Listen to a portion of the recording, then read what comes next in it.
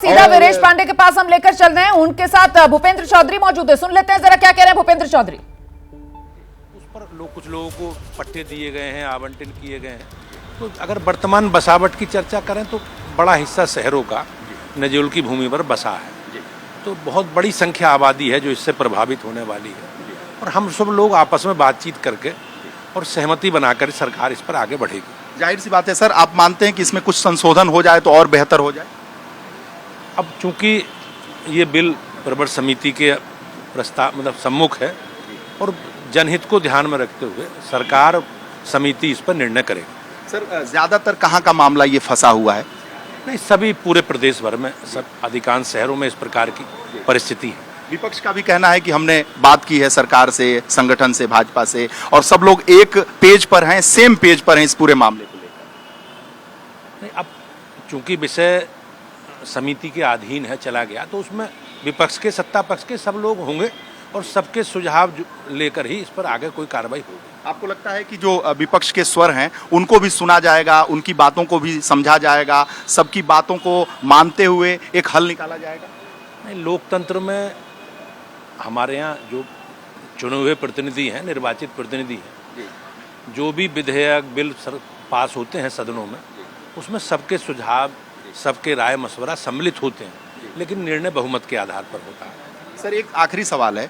सवाल ये उठा कि संगठन के दबाव में, विधायकों के दबाव में, कार्यकर्ताओं के दबाव में सरकार को झुकना पड़ा और फैसला बदलना पड़ा, ये पूरा मामला प्रवर समिति में गया। नहीं, ऐसा कुछ नहीं है और इस विषय पर लगभग सबकी सहमति है और सहमति के आधार, क्योंकि बहुमत का निर्णय है विधान परिषद का, तो अधिकांश सदस्यों ने, या मैं कहूँ सभी सदस्यों ने इसका समर्थन किया है कि ये प्रस्ताव पर और विचार विमर्श। वीरेश, स्टूडियो की तरफ से एक सवाल पूछ लीजिए, इतना विवादित बिल लाया क्यों गया? और ये बिल तो विधानसभा से पास भी हो गया था, तो क्या बिना सोचे समझे के बिल लाया गया? किसी तरीके से टकराव के रूप में तो नहीं देखा जा सकता? सरकार संगठन बनाता है, हम लोग चुनाव में जाते हैं, एक एजेंडे के आधार पर, अपने कार्यक्रम अभियानों के आधार पर हम जनता से सरकार बनाने के निवेदन या अपेक्षा करते हैं। जनता ने हमें चुना है, मोदी जी के नेतृत्व में केंद्र में और योगी जी के नेतृत्व में हम राज्य में सरकार चला रहे हैं। और जो जो कमिटमेंट हमने जनता से किए, जो सरकार के, हमारे पार्टी के संकल्प, मेरे लिए, सभी पार्टी के कार्यकर्ताओं के लिए गर्व करने वाला विषय है कि हमारी सरकार हमारे एजेंडे पर चल रही है, हम उन्हें पूरा कर रही हैं। चाहे केंद्र के हमारे कॉमन, आप जो हमारे संकल्प हैं, धारा 370, कॉमन सिविल कोड, राम जन्मभूमि, और सरकार की जो गरीब कल्याण की योजनाएं हैं, हमारे विकास के काम हैं, और राज्य में हमारा जो भी आप संकल्प देखोगे, पत्र देखोगे चुनाव में, बिजली, पानी, सड़क, शिक्षा, स्वास्थ्य, सुरक्षा, महिला सुरक्षा, इन पर सरकार बहुत अच्छा काम कर रही है। और हमारे लिए, हमारी पार्टी के कार्यकर्ताओं के लिए ये गर्व करने वाला, आनंद वाला क्षण। प्रदेश अध्यक्ष का साफ कहना है, इसे संगठन और सरकार के बीच विरोध के रूप में नहीं देखा जाना चाहिए, बल्कि जनहित में इसे प्रवर समिति में भेजा गया है। कैमरामैन हरिओम के साथ वीरेश पांडे, लखनऊ। तो ये खास बातचीत आप सुन रहे थे, और इस बीच अखिलेश यादव प्रेस कॉन्फ्रेंस कर रहे हैं क्या? हम सीधे आपको लेकर चलते हैं। अभिषेक उपाध्याय हमारे सहयोगी इस वक्त हमारे साथ मौजूद हैं। अभिषेक से जरा समझते हैं। अभिषेक, हम सुन रहे थे अभी वीरेश जो हैं वो बातचीत कर रहे थे वहां पर भूपेंद्र चौधरी जी से। मेरा सवाल ये है कि जिस तरीके से इस बिल को लेकर अब मुखर बीजेपी के ही नेता सुनाई पड़ रहे हैं, तो महत्वपूर्ण तो ये हो जाता है ना, जो सवाल रह गया उनसे पूछना कि साहब बिना सोचे समझे ये बिल ले आए थे क्या? इतना विवाद इस बिल पर क्यों हो रहा है? क्या बिना तैयारी के ये बिल आ गया था? आपस में भी क्या इस बिल को लेकर सहमति नहीं बनाई गई कि आपस में ही बीजेपी के ही विधायक खड़े होकर सदन में इसका विरोध कर रहे हैं? बिल्कुल रोमाना दे, बहुत ही वाजिब प्रश्न है आपका, और यही यक्ष प्रश्न है जो आपने प्रश्न किया है।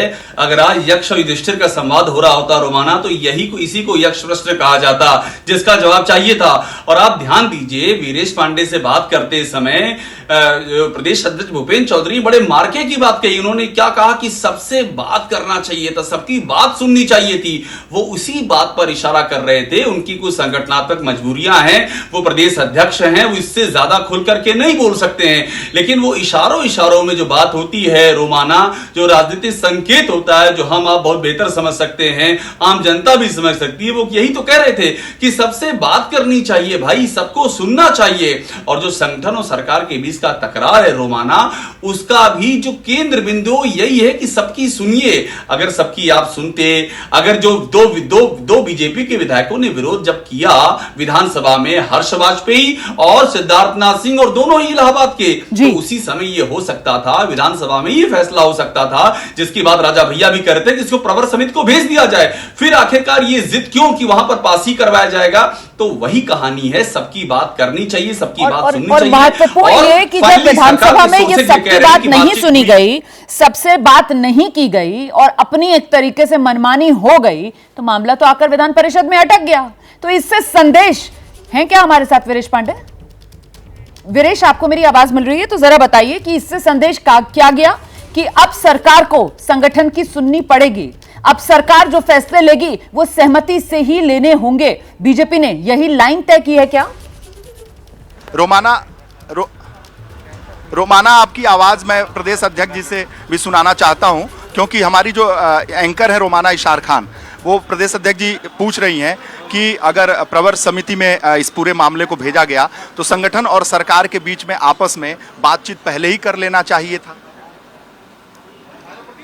अब ये लोकतंत्र में जनता के विषयों का सब सरकारें, हम सब लोग ध्यान रखते हैं, और विधान परिषद में सब लोगों ने बातचीत करके और ये तय किया कि इस पर और इस बिल पर विचार विमर्श करने की आवश्यकता है। जनहित में, जनता के हित में हमेशा लोग, राजनीतिक दल अपनी नीतियां बदलते हैं जनता के हितों में ध्यान में रखते हुए। अभी ऐसा कुछ नहीं है कि उस समिति क्या रिपोर्ट देगी, लेकिन मुझे ऐसा विश्वास है कि इसमें और विचार विमर्श करके व्यापक तरीके से हम जनहित में, जनता के हित में निर्णय विधान परिषद की समिति का आएगा। इस पूरे मामले पर सर अखिलेश यादव भी मजे ले रहे हैं, ट्वीट कर रहे हैं, कह रहे हैं, एक्स कर रहे हैं, सोशल मीडिया पर कह रहे हैं कि गोरखपुर में बहुत सारी नजूल की जमीन थी जिसे कब्जाने के लिए मुख्यमंत्री ऐसा कर रहे हैं। अब ये समाजवादी पार्टी का चरित्र है, और जिस प्रकार से समाजवादी पार्टी ने खाली प्लॉट हमारा, इस तरह के नारे समाजवादी पार्टी के समय भूमाफिया लगाते थे,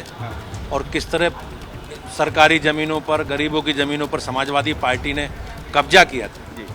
हमारी सरकार का, माननीय मुख्यमंत्री जी के नेतृत्व में ऐसी कोई मंशा नहीं है, लेकिन जनता के हित में हम लोग आगे बढ़ रहे हैं, और इसके पीछे ऐसी मंशा नहीं रही कुछ।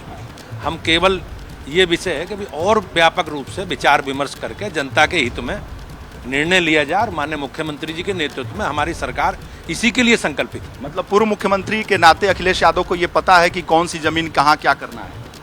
नहीं, उनका इतना लंबा सार्वजनिक जीवन का अनुभव है, वो राज्य के मुख्यमंत्री भी रहे हैं, तो इस रूप में वीरेश, मेरी आवाज अगर मिल रही है तो जरा भूपेंद्र जी से कहिए कि वो लोग जो अभी मोइन के साथ थे, जो बहुत परेशान थे और बहुत डर रहे थे कि अगर ऐसा कोई कानून आ जाता है तो हमारी तो पूरी जिंदगी भर की कमाई चली जाएगी, इंसान पूरी कमाई लेकर घर बनाता है, उनको क्या आश्वासन देंगे? कुछ लोग प्रयागराज से हमारे साथ जुड़े हुए थे, और वो लोग हमारे संवाददाता मोइन से कह रहे थे कि हमारे लोग हैं, हम लोग पुरखों के जमाने से यहाँ टिके हुए हैं, बसे हुए हैं, अगर हम ऐसा कुछ हुआ तो हम बर्बाद हो जाएंगे, उजड़ जाएंगे। ऐसा नहीं है। सरकार ने अनैतिक रूप से, जिन्होंने अनैतिक काम किए, गैर कानूनी काम किए, और उन गैर कानूनी कामों को ये लोग, विपक्ष के लोग जो सरकारों में रहे हैं, इन्होंने अनैतिक रूप से उन सब लोगों को संरक्षण दिया है। हमारी सरकार माननीय मुख्यमंत्री जी के नेतृत्व में जो भी विधिक कानूनी रूप से जो लोग हैं, उनके अधिकारों का संरक्षण करना है, और हम लोग उनके साथ खड़े हैं। आपको लगता है सर? चलिए, तो भरोसा देने वाली बात यहां पर भूपेंद्र चौधरी की तरफ से कही जा रही है, ऐसा आभास मिल रहा है। बहुत शुक्रिया वीरेश पांडे आपका, और साथ ही मोहम्मद मोइन और अभिषेक उपाध्याय का भी बहुत शुक्रिया इस पूरी खबर का हर पहलू आप तक पहुंचाने के लिए।